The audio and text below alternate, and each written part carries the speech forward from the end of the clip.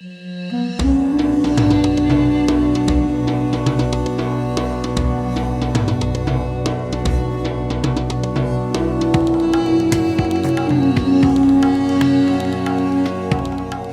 Rystad, CEO of Rystad Energy, which is celebrating now into its 21st year, its 20th year That's right. last year, Yeah. and an incredible advancement across the world as one of the leading research houses in the broad spectrum of the energy space, and no better person to talk to, I think, about the nexus of global energy security versus global energy transition, which we have put in our headline. The versus indicates it's like a football match, one versus the other, rather than the sort of more favorable and energy security and energy transition.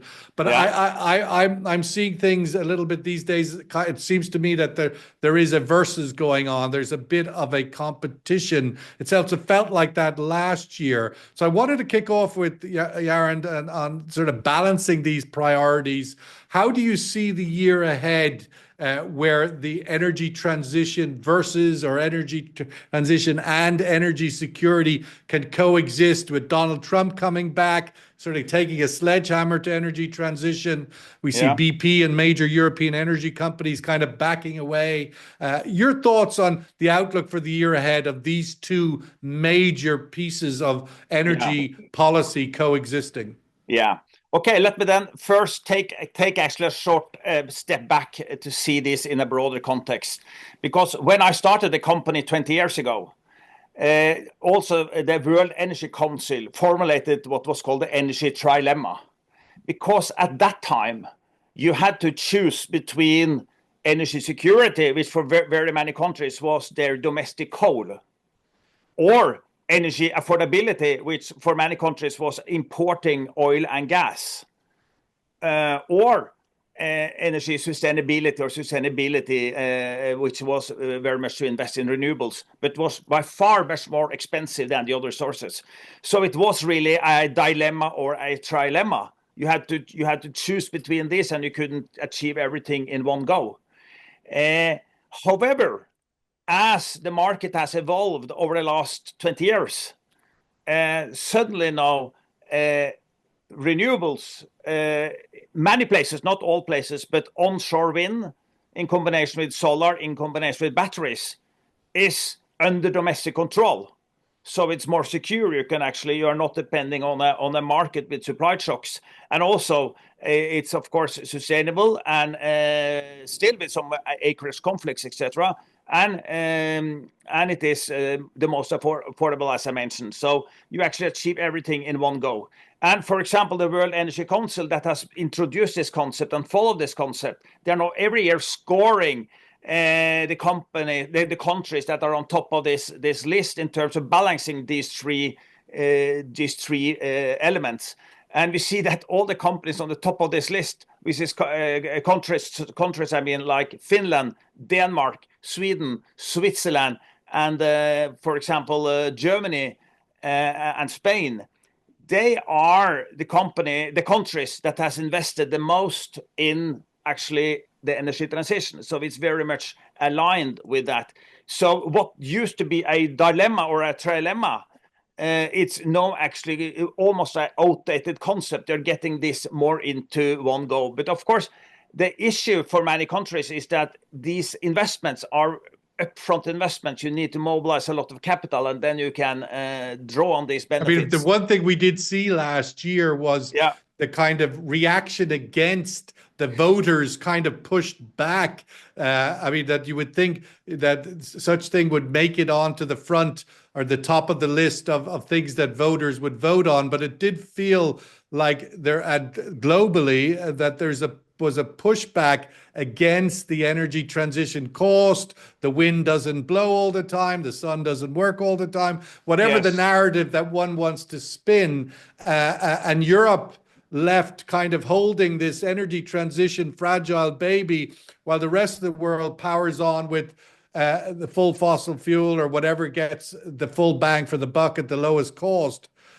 Your thoughts looking forward to the year ahead? Does this trend continue? Will German election results deliver the same thing, a pushback against a transition? And this year we could see an even weaker journey for the transition? Yes, I think you're right that in terms of the rhetorics, the anti-ESG, the anti-climate Even change, DEI is yeah, now a bad word. it has become much stronger. But if you look clinically about what is happening in the world, it's the price decline and the implementation of new solar, wind, and batteries are faster than any forecasts. So it's actually going much quicker, especially on the electricity side. And if you look still on the political balance in the Euro Parliament, for example, still the, what should I say, green transition, skeptical movements are still only at most 25% of the parliament. And a lot of the policies has not been reversed. It's been a lot of noise. It's been a lot of talk about this, but it's not really been a big shift in the actual policies. Of course, you have now what will happen in the United States. Will Trump reverse all the elements of the Inflation Reduction Act, for example, that was used to promote the green shift in the US? And I have actually three reasons why I think it will not happen. One is that it's a tax relief, and Republicans and Trump, they like tax reliefs. And by the way, George W. Bush invented it.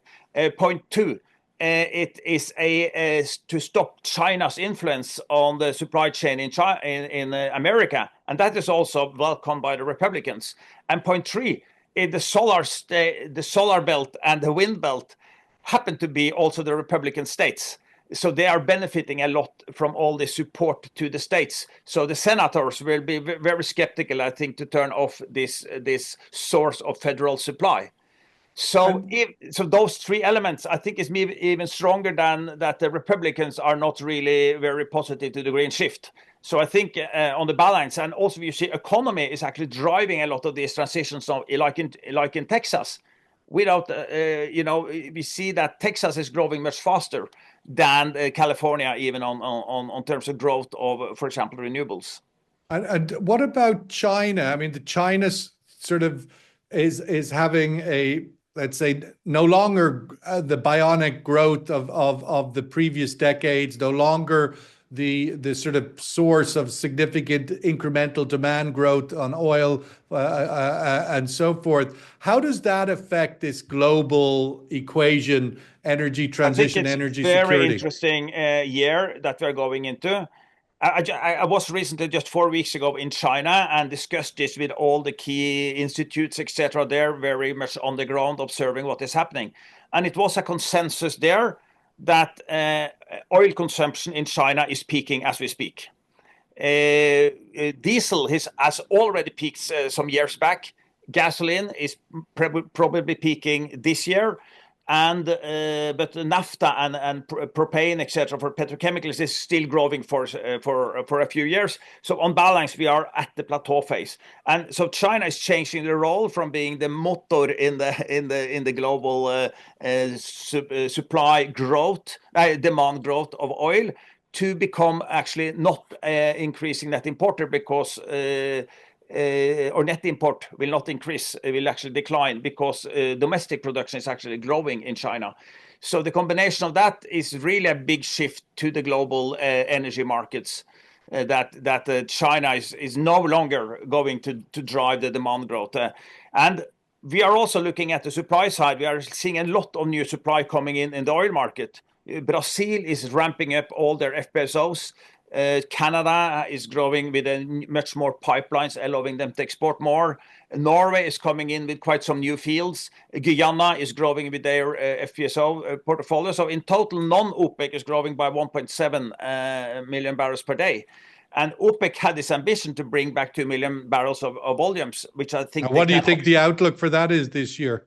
Yeah, I think difficult. The hope to bring back these volumes before the driving season and the summer I think that is not likely to happen because that will create a lot of downward pressure on the oil price, which is not welcome by the OPEC countries. So I think basically the cuts need to be maintained. What about the industry responding to Trump's sort of, to use the phrase, drill, baby, drill, or essentially removing regulatory hurdles, making it much more attractive for American oil and gas producers? Yeah. Do you expect them to respond to that? Honestly, not very much, because they already have a successful strategy of capital discipline, yielding a lot of money back to the investors. And also to actually, they see that they could crash the oil market to do the same what they did in 2014, just drill, baby, drill. And suddenly the OPEC started a volume war, or they didn't accept to lose more market shares. So I think they will hold back. So, of course, for the gasoline prices to the end users, that could be a benefit, and that could be something Trump could push for. But for the oil producers, this is not really what they are looking for. So even if, of course, they can ease the cost and ease the process at some places, but we're actually seeing that this general approach to make it more easy to get concessions, etc., it's also benefiting actually renewable developments. So maybe the effect will be even more boost of renewables, because that is very economical. Well, we saw the earlier generation of the climate challenge when the Kyoto Protocol was presented. While the US government never ratified it, America was the first country to comply with it just because of market forces. Let's get the survey question. I didn't get a chance to press a button here. I don't know if it's still available or not. I wanted to get Jarand just to, there is the answer. Okay. What is the biggest challenge in balancing global energy security with the energy transition? The most popular answer in this option was ensuring stable energy access amidst geopolitical tensions and volatile markets. I wanted just to close out quickly, Jarand, and get your opinion. If indeed there is some kind of settlement of the war in Ukraine, which seems possible, it's certainly the new Trump administration indicating that. What's your thoughts of the return of Europe's relationship with Russia as a major energy supplier? I think it will be ice cold for at least 7 years. If you study the history of the relationship between Russia and Europe, for every time it's been a very aggressive action from Russia, like we have seen in the 57 in Hungary, in 68 in Prague, etc. It takes 7 years to repair the relation.